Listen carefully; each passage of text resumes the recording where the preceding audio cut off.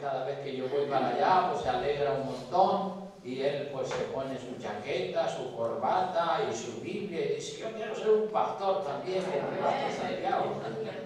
Entonces pues uno se regocija de ver estas cosas, ¿verdad? Entonces vamos a orar a seguir orando por los hermanos en La Palma, tanto por Denise como por el niño, para que el Señor bendiga a todos los que están por allá y que la obra del Señor se siga fortaleciendo. Y desde aquí un saludo cariñoso y una oración a favor de Denise y de su hijo y de su marido y de toda la iglesia por allá y por Tenerife igual. Bueno, pues la palabra que quería compartir en este día la he titulado puerta estrecha y camino angosto. Puerta estrecha y camino angosto. Aleluya. Ustedes saben, hermanos, que en nuestra iglesia estamos predicando el camino verdadero, el camino de la vida, el camino para entrar en el reino de los cielos. Pasa por la puerta estrecha y luego continúa en el camino angosto. El camino verdadero pasa por la puerta estrecha y continúa por el camino angosto, por la senda antigua también. Vamos a ir a la Biblia para verificar que efectivamente es así como dice el Señor en su palabra. Mateo capítulo 7, versículos 13 y 14, dice la palabra: entrad por la puerta estrecha, porque ancha es la puerta y espacioso el camino que lleva a la perdición, y muchos son los que entran por ella, porque estrecha es la puerta y angosto el camino que lleva a la vida, y pocos son los que la hallan. Este versículo es para mí uno de los versículos más importantes de la palabra, porque lo dijo el mismísimo Señor Jesucristo, después de hablar de la regla de oro en el versículo 12 de ese mismo capítulo, donde dice que todas las cosas que queráis que los hombres hagan con vosotros, eso mismo tenemos nosotros que hacer con ellos. Pues luego dice, pues entren ahora por la puerta estrecha, porque ancha es la puerta y espacioso el camino que lleva a la perdición, a la corrupción. Ahí todo vale, todo se permite, según los que van por ese camino todo está bien, pero estrecha es la puerta y angosto el camino que lleva a la vida, al reino de los cielos. Y dice la Biblia que a diferencia de los que van por el camino ancho, que son muchos, por el camino estrecho van pocos. Porque el camino estrecho y el pasar por la puerta angosta, por la puerta estrecha y andar por el camino angosto, no es nada fácil para esta carne. Pero eso es lo que dice la palabra de Dios. Sin embargo, vemos que el Evangelio pues se sigue predicando, pero ya el Evangelio se ha diluido y muchos predicadores pues ya omiten estos versículos y omiten todo lo que sea puerta estrecha, camino angosto, todo eso, todo lo que sea senda antigua, porque se han modernizado. Parece que han endiosado el modernismo, la modernización. Si no estás en la modernización, pues ya es como que eres un anticuado.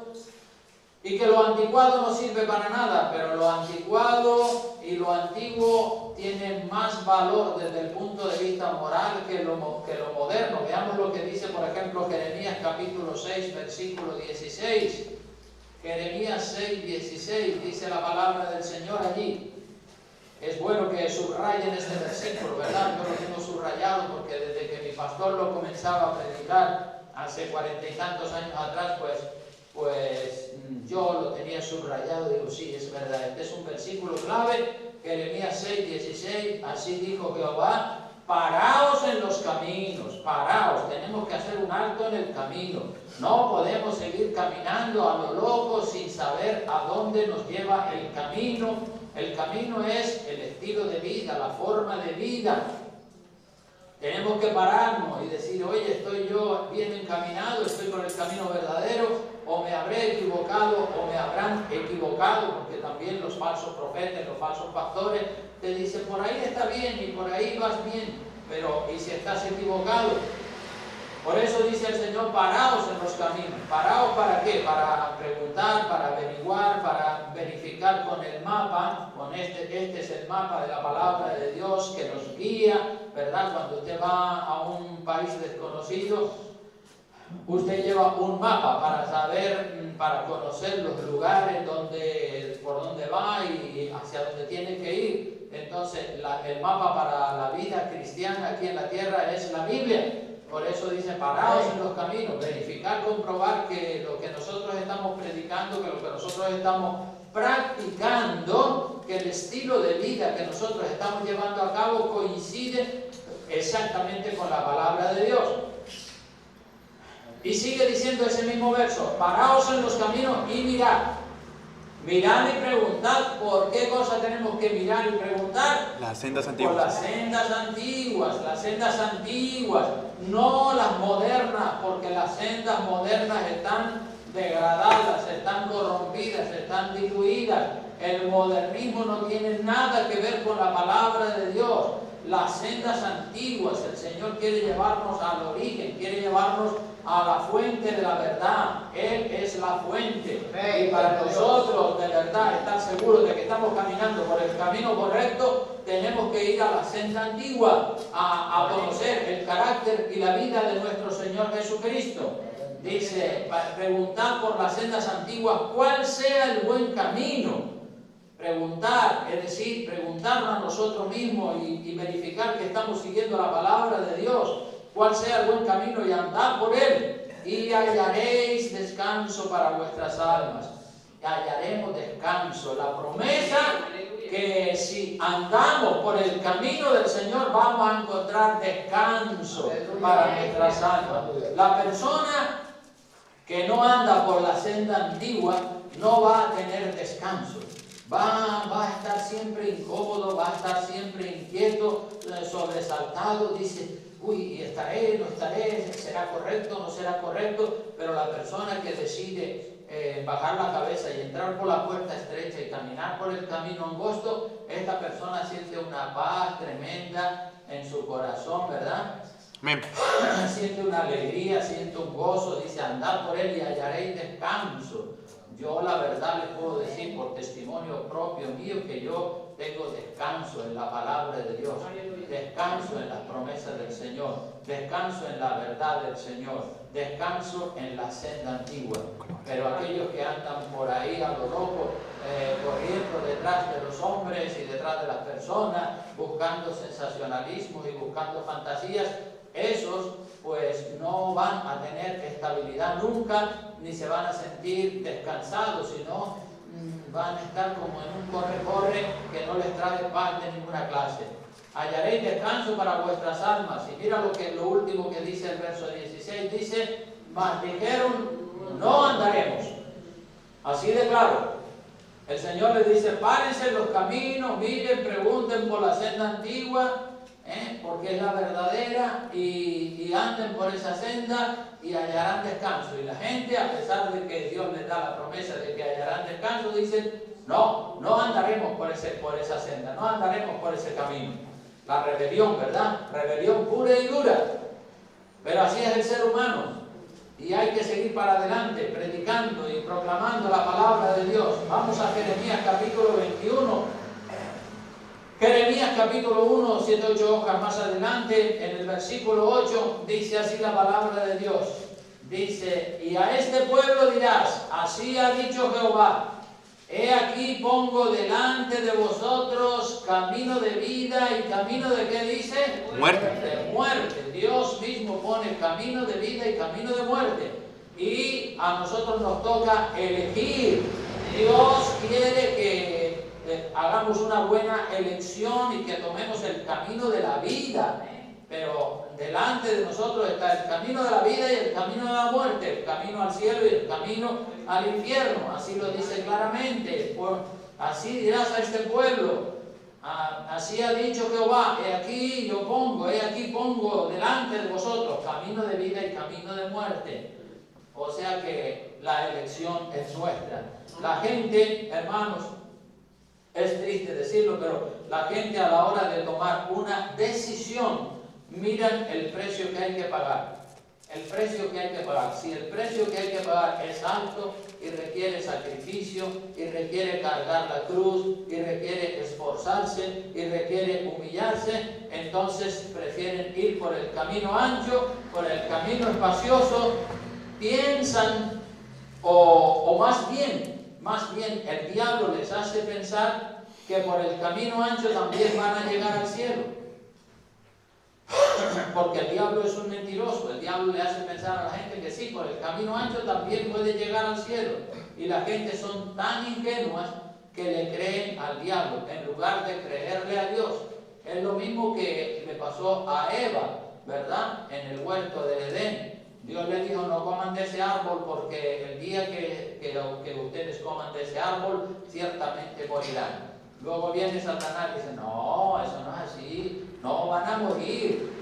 Coman, sabe Dios que el día que ustedes coman de ese árbol, los ojos de ustedes se le van a abrir y entonces van a ser como Dios. Y le abrió la puerta al orgullo y dice, sí, pues entonces comemos. Le creyó al diablo en lugar de creerle a Dios. Porque claro, la tentación de probar de ese árbol que tenía una apariencia muy bonita y era delicioso a los ojos y hermoso árbol, pues resistirse a esa tentación era decirle no al capricho del cuerpo. Por eso digo que el diablo le hace pensar a la gente que van a llegar al cielo por el camino ancho, y eso es una mentira. Y la gente ingenua y la gente que no quiere pagar el precio de esforzarse, de llevar la cruz, esos le creen al diablo. La Biblia está llena, está repleta de advertencias, y gloria a Dios por los que la obedecen. Gloria a Dios por esos valientes hombres y mujeres que deciden andar por el camino estrecho, por la senda antigua. Gloria a Dios porque aunque el número de personas son menos que los que andan por la senda ancha, sin embargo están dispuestos a continuar por la senda angosta. Aleluya. Hubo, hermanos, una época en mi ministerio, cuando yo estaba en las asambleas de Dios, en la que todos los pastores hablaban de miles de miembros que tenía tal o cual iglesia en tal o cual país.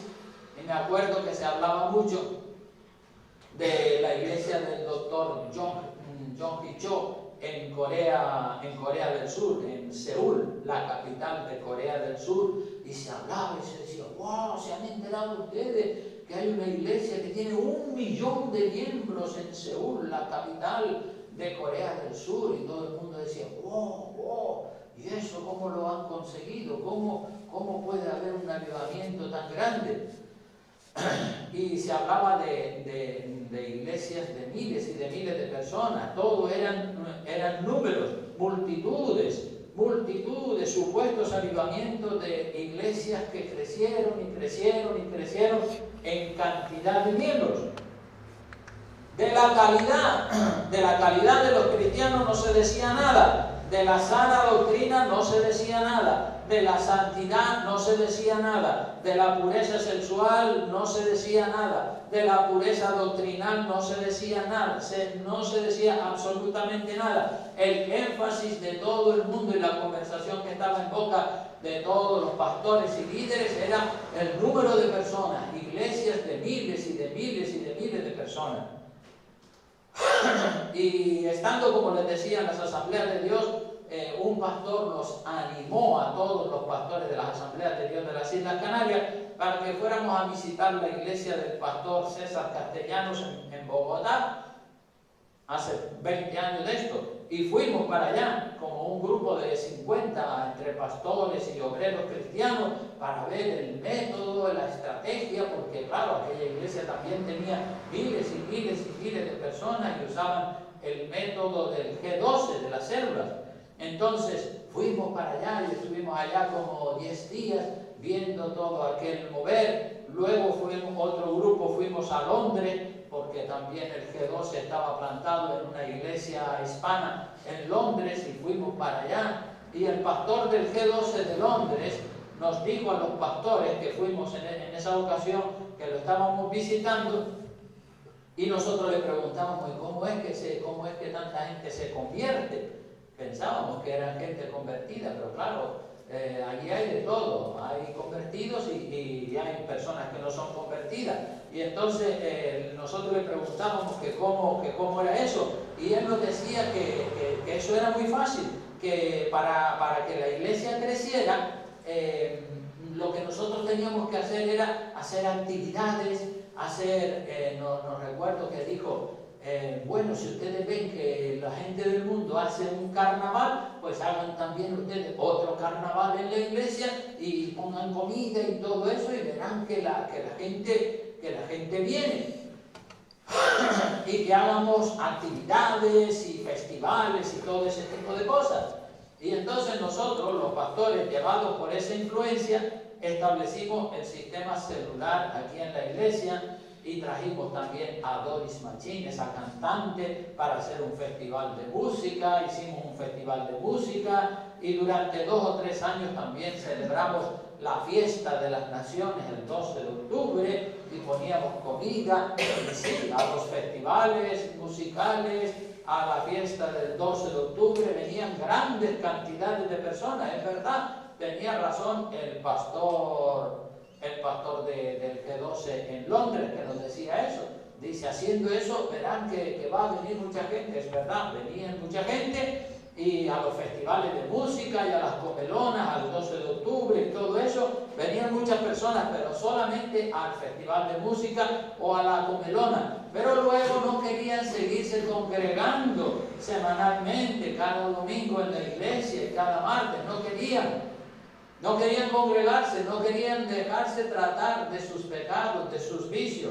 Entonces nos dimos cuenta y nos desengañamos y vimos que esa metodología era una estrategia humana que consistía en atraer a la gente con panes y con peces a la iglesia, con festivales de música, con comelonas y con todo ese tipo de cosas. Y claro, la gente venía a esos festivales y a esas comelonas y a esas fiestas especiales, a todo eso venía la gente, pero ya después no se querían congregar habitualmente en la semana. Así que los que vienen a la iglesia por panes y peces, es decir, los que van buscando los intereses personales, pronto se apartan del Señor.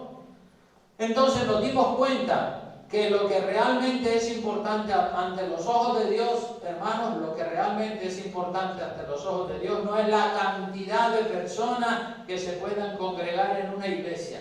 Repito, lo importante ante los ojos de Dios no es la cantidad, el número de personas que se puedan congregar en una iglesia, sino la calidad, la pureza, la santidad, una vida limpia del pecado, de la inmoralidad y del mundo, con un espíritu correcto, con un espíritu noble y apacible, buscando el rostro del Señor en humildad. Eso es lo que Dios anda buscando. A Dios la cantidad, la multitud, los miles y miles de personas, a Dios no le impresionan esas cosas. Esas cantidades grandes de personas te pueden impresionar a ti o a mí como humanos que somos y decimos, cuánta gente, pero a Dios esas cosas no le impresionan. Lo que le agrada a Dios es una vida recta, una vida de un compromiso serio con Dios, con la oración, con el estudio de la palabra, un compromiso de vivir en santidad, de ser un buen padre, una buena madre.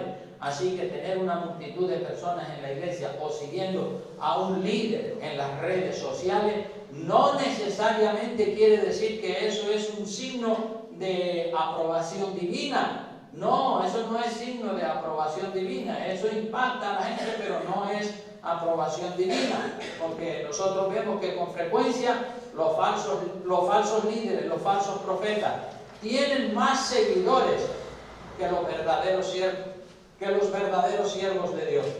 La gente tiene que ser filtrada, la gente tiene que ser probada, tienen que ser invitadas a pasar por la puerta estrecha y a caminar por el camino angosto. Esa es la gran verdad. Cristo, hermanos, filtró a la multitud que le seguía.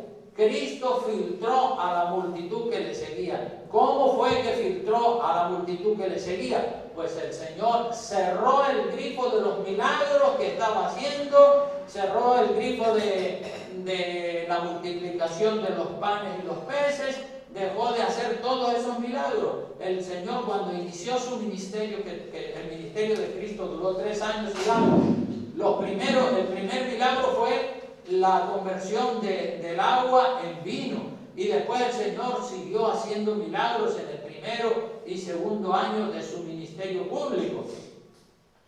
Caminó sobre las aguas del mar, resucitó los muertos, multiplicó los panes y los peces, y una gran multitud le estaba siguiendo porque, claro, todos esos milagros y todas esas maravillas, resurrección de muertos, multiplicación de los panes y los peces, limpieza de los leprosos, paralíticos caminaban, los ciegos veían, todo el mundo dice, pues este es el Mesías, a este lo tenemos que seguir.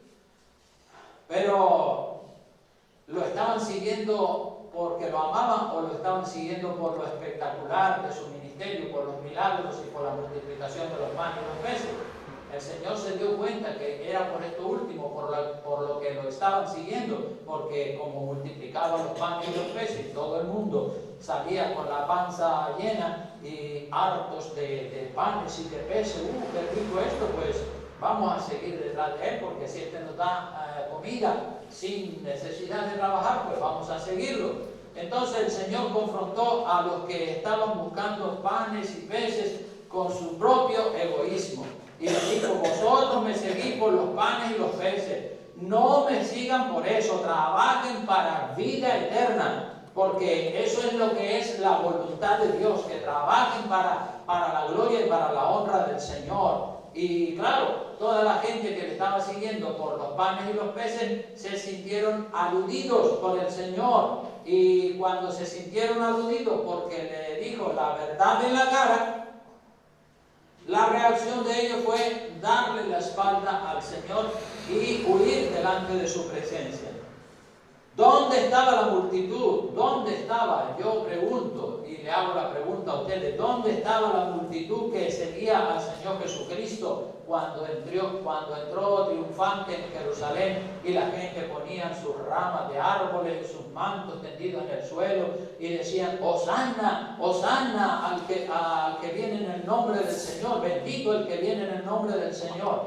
¿Dónde estaba toda esa gente cuando Jesucristo ha sido juzgado por Pilato y Pilato le dice a la muchedumbre, ¿y qué haré con Jesús el Cristo? Porque todos dijeron que soltara a Barrabás, ¿verdad? Pero el Señor le dijo, ¿y qué hago con Jesús el Cristo?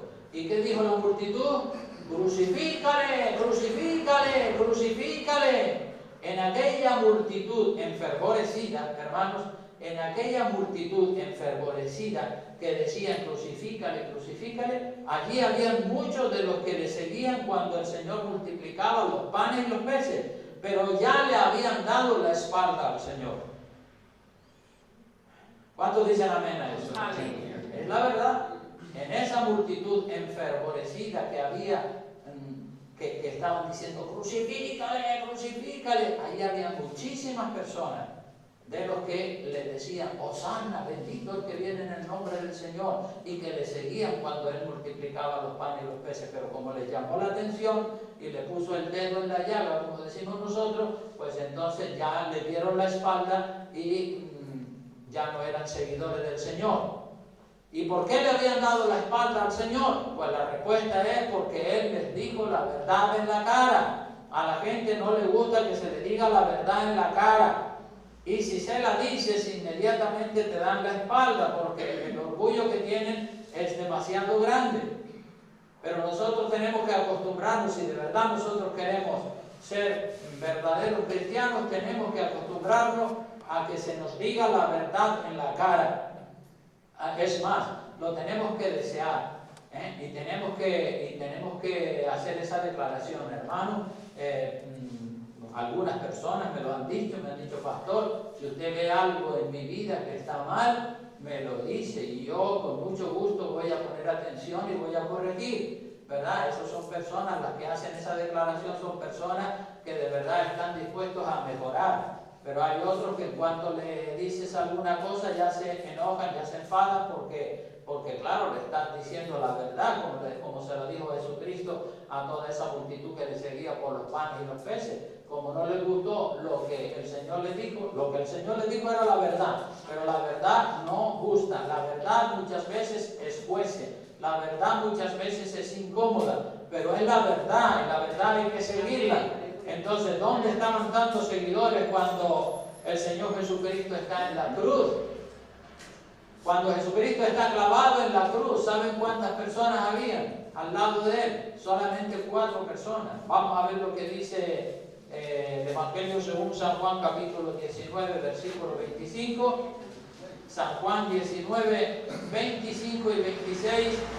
Solamente 4 personas en los momentos más dolorosos, en los momentos más difíciles por los que el Señor Jesucristo está pasando. De esa multitud tan grande solo le quedan 4 personas. Hasta los apóstoles, Pedro, Jacobo, todos ellos habían huido y lo habían dejado solo. Miren lo que dice Juan 19, 25. Dice, estaban junto a la cruz. Fíjate lo que dice el evangelista. Estaban junto a la cruz de Jesús, su madre y la hermana de su madre, es decir, su madre y su tía. Dos mujeres. María, mujer de Cleofas, 3, y María Magdalena, 4. Bueno, y con Juan, que también estaba allí, 5, porque dice el verso 26, cuando vio Jesús a su madre y al discípulo a quien él amaba, que estaba presente, dijo a su madre, mujer, he ahí tu hijo. O sea, 4 mujeres y un hombre. ¿Y dónde están todos los demás? En ese momento tan doloroso, en ese momento tan difícil, en ese momento que está clavado en la cruz, ¿dónde están todos los demás? Han huido, le han dado la espalda. Solo 4 mujeres, igual el discípulo amado, no abandonaron a Jesús en los momentos más necesarios. Esto confirma que es verdad que la gente seguía a Jesucristo por los panes y los peces. Confirma que la gente seguía a Jesucristo por los panes y los peces. Nos da mucha pena comprobar que en este siglo XXI la gente sigue siendo igual que hace 2000 años atrás. Donde se regalan cosas, la gente se amontona para recibir lo que se regala, alimentos o lo que quiera que sea. Nosotros tuvimos en 2 de nuestras iglesias tuvimos el banco de alimentos, en 2, una acá en Lanzarote y otra en Las Palmas, y repartíamos alimentos a la gente, y la gente venía, muchísimas personas venían a recibir bolsas de alimentos del banco de alimentos. Y se les entregaba, a la gente se les entregaba una bolsa de alimentos con latas de atún, con latas de judía, pastas, fideos, macarrones, galletas, aceite, arroz, granos como por ejemplo lentejas, garbanzos, alubias, guisantes, lo que fuera. Y resulta que un hermano que trabaja recogiendo la basura de los contenedores, que trabaja en los camiones esos del ayuntamiento, recogiendo la basura de los contenedores, me dijo que la misma gente que recibe los alimentos del banco de alimentos, luego tiran a la basura los alimentos que no les gustan, como por ejemplo tiran arroz, judías, lentejas, etc. Bolsas llenas de granos que están en perfectas condiciones para ser consumidas, las tiran a la basura. Me lo dice ese hermano, dice, me da una pena ver cómo junto a los contenedores ponen una bolsa con 5 kilos de arroz, con 6 o 7 kilos de judía, garbanzos, lentejas, lo reciben del Banco de Alimentos. Él sabe que son del Banco de Alimentos porque eso tiene el sello de la Comunidad Económica Europea y se sabe que son alimentos que han recibido en los bancos de alimentos. Pero la gente solamente quiere golosinas, solamente quieren atún, aceite, chocolate, yogur y ese tipo de cositas. Y si le da de eso, pues eso lo consumen.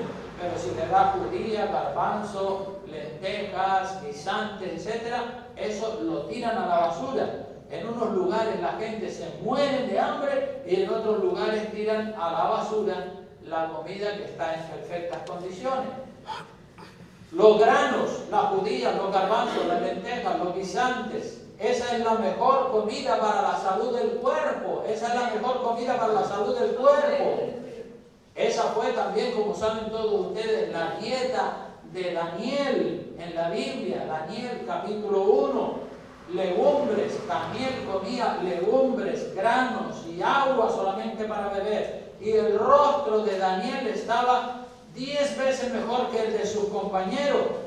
mucho más brillante, estaba mucho mejor. Y eso que los compañeros comían buena carne y bebían vino de la mesa del rey. Sin embargo, el rostro de Daniel y de sus compañeros, por comer guisantes, lentejas, judías, arroz, etc., estaba 10 veces mejor, porque esa es la buena alimentación, lo natural, los granos, todo lleno de fibra, una gran bendición para el cuerpo.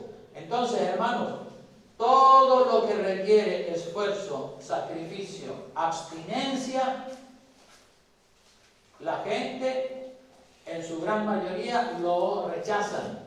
Todo lo que requiere esfuerzo, sacrificio, abstinencia y valor, por lo general lo rechazan. En el tema de la alimentación del cuerpo hay que ir a los alimentos que son buenos para la salud y evitar aquellos que suelen ser más atractivos desde el punto de vista de paladar, ¿verdad? Porque desde el punto de vista del paladar y del gusto, pues claro, a la gente le gustan las hamburguesas, la comida basura y todo ese tipo de cosas, pero sabemos que todo eso engorda y es malo para la salud. Entonces se requiere valor para comer judías, lentejas, garbanzos y cosas así naturales, granos. Y en el tema de la vida espiritual, de la vida como cristiano, es lo mismo. Si usted desea tener una buena salud espiritual, repito, si usted desea tener una buena salud espiritual, usted tiene que orar, leer la Biblia, congregarse, tiene que servirle a los demás, porque Jesucristo dijo que Él no había venido a ser servido, sino a servir. Tiene que llevar la cruz con paciencia, no rehuya el sacrificio. Después de que termine la prédica vamos a ver un vídeo, 2 vídeos. Yo creo que la mayoría de ustedes ya los habrán visto, pero hay algunas personas que no los han visto todavía. Los vídeos se titulan La Cruz Recortada. Y para aquellos que están escuchando la prédica a través de la página web de la iglesia, pueden buscar también en internet esos vídeos de La Cruz Recortada, así se titulan, porque la verdad es que es muy ilustrativo. Yo los he visto y no me canso de verlos. Digo, qué verdad más grande esta. Son vídeos que tienen un par de minutos de duración, pero hay que llevar la cruz completa. No podemos nosotros recortar la cruz como en esos vídeos, ¿verdad? No se puede recortar la cruz para que sea más liviana. Si la cruz que nos ha tocado llevar es pesada, pues hay que llevarla con valor y con fuerza, con determinación, con carácter. No rehuya el sacrificio, esfuércese, viva en santidad, sea responsable como padre, como madre, como esposo, como hijo, como hija, como estudiante, sea responsable como trabajador, y así usted tendrá una vida espiritual excelente ante la presencia de Dios y ante la humanidad que nos rodea, porque la Biblia dice que tenemos una nube de testigos tremenda que nos están mirando. Lo fácil, lo dulce, lo agradable a la carne produce muerte. Hermanos, vamos a ver lo que dice Gálatas 5, 17. Gálatas capítulo 5, versículo 17. Allí dice la palabra de Dios. 5, 17 de Gálatas dice: porque el deseo de la carne es contra el espíritu, y el del espíritu es contra la carne, y estos se oponen entre sí para que no hagáis lo que quisiereis. O sea que el deseo de la carne es contra el espíritu. Esta carne humana pues quiere la vida fácil. El espíritu te dice no, lo fácil no. Busca lo que es difícil, busca servir, busca sacrificarte, busca esforzarte, porque si haces eso vas a tener vida eterna. El Espíritu lo que busca, el Espíritu Santo y nuestro Espíritu lo que busca es las cosas de Dios, el esfuerzo, el sacrificio, la oración, los ayunos, la lectura de la palabra, el congregarnos, el servir, el evangelizar. Pero la carne quiere todo lo contrario. Y Romanos capítulo 8, vamos a ver también Romanos capítulo 8, que viene hablando de lo mismo. Romanos capítulo 8, versículos 5 al 12, dice la Escritura, 8 del 5 al 12, dice: porque los que son de la carne piensan, ¿en qué cosa piensan? En las cosas de la carne. En las cosas de la carne, ¿verdad? Porque los que son carnales, los que van persiguiendo los placeres de la carne, piensan en las cosas de la carne. Pero los que son del Espíritu, ¿en qué es lo que piensan? En las cosas del Espíritu. Piensan en la oración, en el congregarse, en el estudiar la Biblia, en aprender más de Dios, en servir, en evangelizar. Pero los que son de la carne lo que quieren es vida fácil, playa, mundo, deportes y de todo. El verso 6 dice, porque el ocuparse de la carne es muerte. El ocuparse de las cosas que le gustan a esta carne es muerte. Así de claro. Pero el ocuparse del Espíritu, ¿qué es lo que es? Vida y paz. Vida y paz. ¿Qué quieres? ¿Muerte o quieres vida y paz? Vida y paz. Si queremos vida y paz, tenemos que ocuparnos de las cosas del Espíritu, no las de la carne, no lo que la carne pide. Dice, por cuanto la mente carnal, verso 7, es enemistad contra Dios. Cuando una persona tiene una manera de pensar carnal y todo lo que piensa es carnal, terrenal, dice, la mente terrenal, por cuanto la mente carnal, es enemistad contra Dios, porque no se sujeta a la ley de Dios, ni tampoco puede. No puede porque es la carne. Y los que viven según la carne no pueden agradar a Dios, no pueden, aunque sean cristianos evangélicos, pero si viven según la carne no pueden agradar a Dios. Dios está enojado con ellos. Mas vosotros, dice el apóstol Pablo a los romanos, no vivís según la carne, sino según el Espíritu, si es que el Espíritu de Dios mora en vosotros. Y si alguno no tiene el Espíritu de Cristo, no es de Él.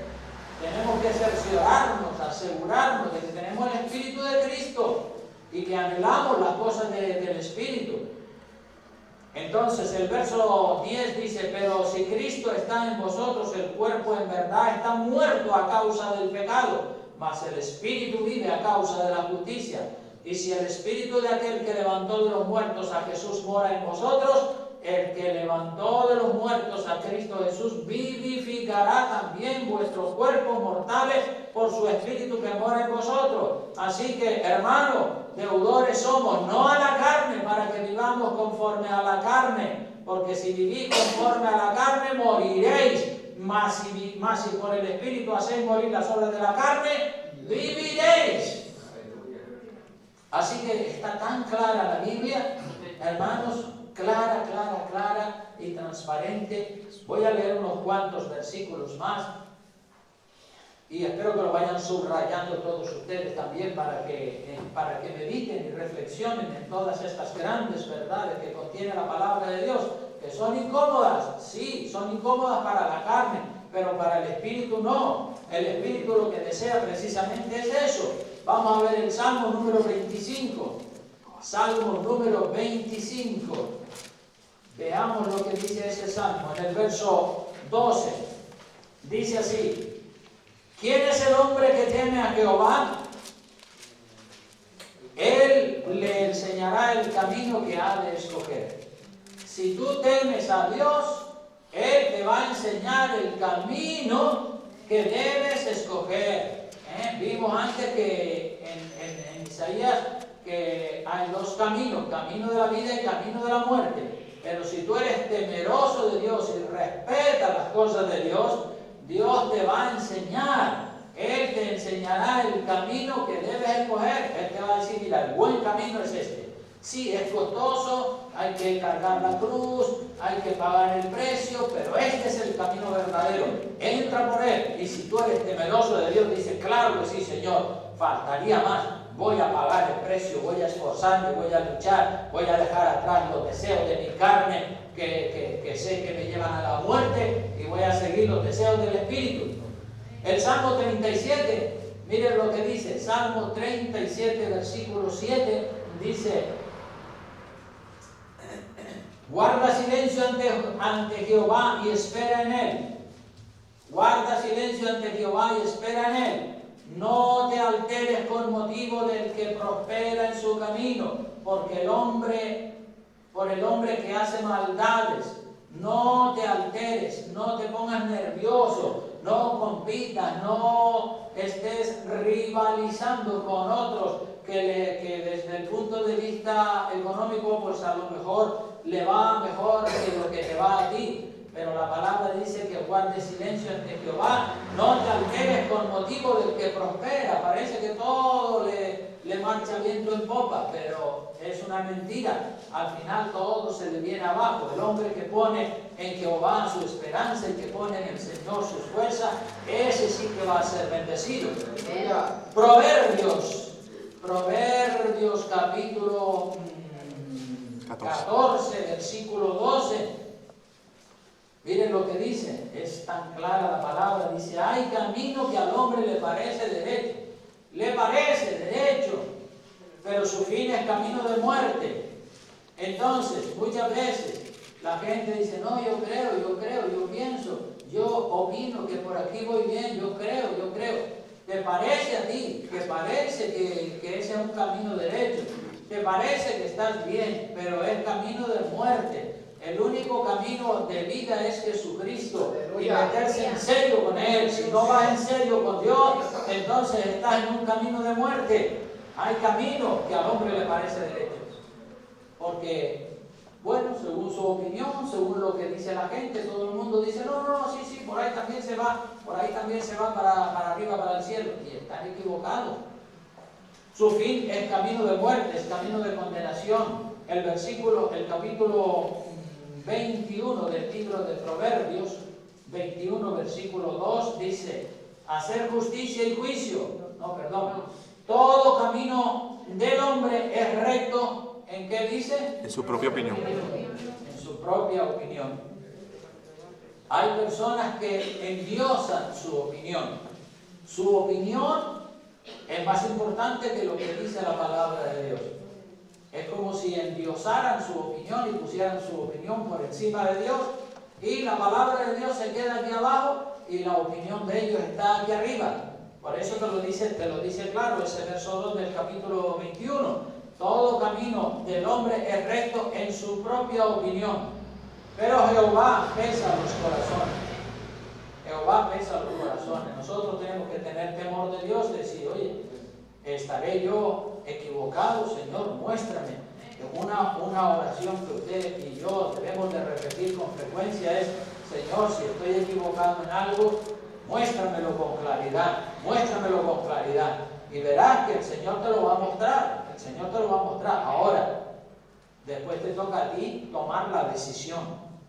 Una cosa es que el Señor te lo muestre y otra cosa es que el Señor decida por ti. El Señor no va a decidir por ti, eres tú el que tiene que tomar tu propia decisión. El Señor lo único que hace es decirte, mira, este es el camino de la vida y este es el camino de la muerte. Tú eliges. Dios no elige por ti, eres tú el que eliges. Entonces, tú tienes que estar con los pies en la tierra y con la cabeza en oración, orando, Señor, pues dame fuerzas. Hay personas que dicen, sí, yo reconozco que estoy mal, yo reconozco, y de ahí no salen. Reconocen que están mal, pero no es suficiente reconocer que se está mal.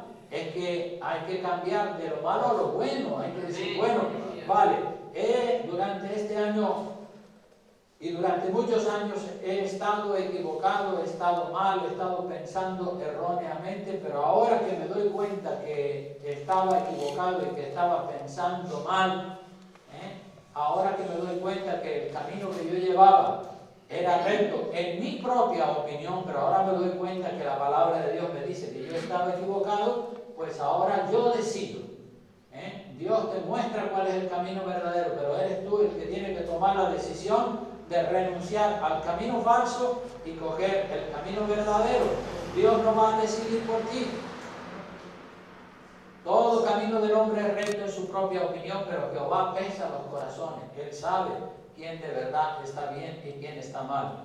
Ezequiel capítulo 33, versículo 9, dice la palabra, y si tú avisares al impío de su camino para que se aparte de él, y él no se apartare de su camino, él morirá por su pecado, pero tú libraste tu vida. Es la responsabilidad que tenemos como cristianos, ¿verdad? Si tú como cristiano que estás en el buen camino, le avisas al impío, a la persona que está desviada, que está equivocada, le avisas de su camino, de que está andando mal, para que se aparte de él, y él no se apartare, Tú no puedes cambiar el corazón de las personas. Cada persona tiene que tomar su propia decisión si quiere tener un corazón malo o si quiere tener un corazón rendido. Si tú le avisas, como dice el verso 9, si tú le avisas y él no se apartare de su camino, él morirá en su pecado. Pero tú libraste tu vida, porque tu responsabilidad como hombre, como mujer de Dios, llega solamente hasta decirle, mira, por ahí no, ese no es el camino correcto, el camino correcto es este, es por aquí. Y si tú se lo dices y él no quiere cambiar, bueno, él morirá en su pecado porque se le avisó, se le advirtió, pero él dijo, no, yo quiero seguir haciendo lo malo, yo quiero seguir endiosando mi propia opinión y a mí nadie me va a cambiar. Claro, nadie te puede cambiar, el único que te puede cambiar eres tú a ti mismo, ¿verdad? Entonces, nuestra responsabilidad como cristianos, como hombres y mujeres de Dios es avisar a los que están desviados para que entren por el camino, para advertirles, para que ellos tomen la decisión, no la tomamos nosotros por ellos.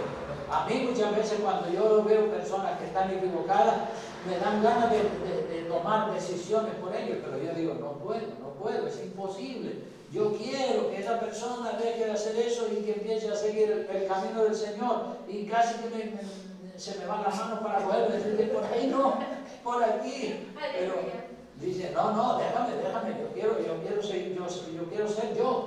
Vale, pues sigue siendo tú. Entonces, el último verso del que voy a compartir para pasar a ver esos dos vídeos que les dije de la cruz recortada. Segunda de Pedro, capítulo 2, versículos 15 al 16. Segunda de Pedro, capítulo 2, versículos 15 al 16. Veamos lo que dice la palabra de Dios ahí. 2, 15 al 16